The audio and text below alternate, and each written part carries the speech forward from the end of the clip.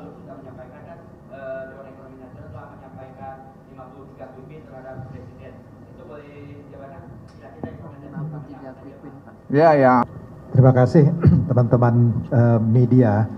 Pertama-tama saya ingin menyampaikan karena tadi awalnya dibilang bahwa target pajaknya belum terpenuhi ya kalau saya nggak salah pertanyaannya. Pertama-tama saya ingin menyampaikan bahwa begini, kita juga harus lihat realitas yang ada ya, bahwa usaha untuk meningkatkan pajak ini bukan pekerjaan yang mudah. Kita juga harus akui hal itu. Dan saya kira apa yang dilakukan oleh teman-teman di Direktorat Jenderal Pajak dengan korteksnya itu adalah sesuatu hal yang kita perlu lakukan apresiasi. Mengapa saya katakan demikian? Karena begini, untuk mengurus pajak ini bukan pekerjaan mudah. Kalau kita mau naikkan tarifnya, Anda semua akan marah kan? Ya, ini sesuatu yang nyata. Tapi di sisi lain ada kendala yang dihadapi oleh DJP adalah mengenai kepatuhannya yang rendah. Jadi kalau dilihat bahwa dari potensi pajak yang ada, itu tadi Pak Ketua menyatakan misalnya dari mobil saja ya, tadi yang disampaikan, itu sebagian besar bahkan tidak melaporkan. Jadi isunya di sini adalah isu mengenai kepatuhan, isu mengenai compliance. Ya, upaya untuk menggunakan tarif mungkin akan berdampak tetapi tidak akan terlalu signifikan. Jadi yang perlu diadres itu adalah isu mengenai kepatuhan. Pertanyaannya adalah kalau kita ingin melakukan perbaikan di dalam kepatuhan, apa yang harus dilakukan? Itu pertanyaan berikutnya kan.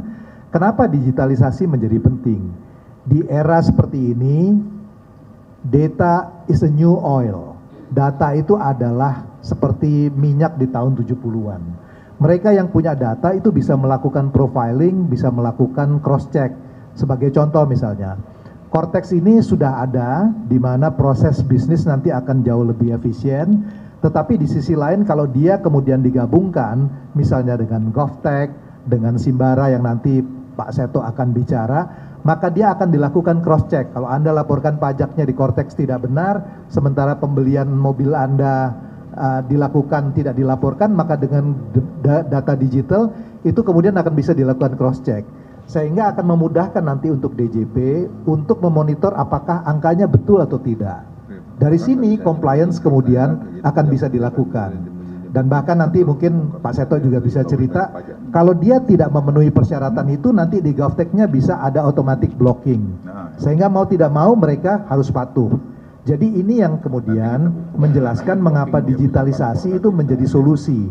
Ya, saya kira kita juga realistis bahwa gampang untuk menyatakan bahwa ya targetnya tidak tercapai, tapi kita juga mesti menyadari mengenai kesulitan yang dihadapi oleh DJP.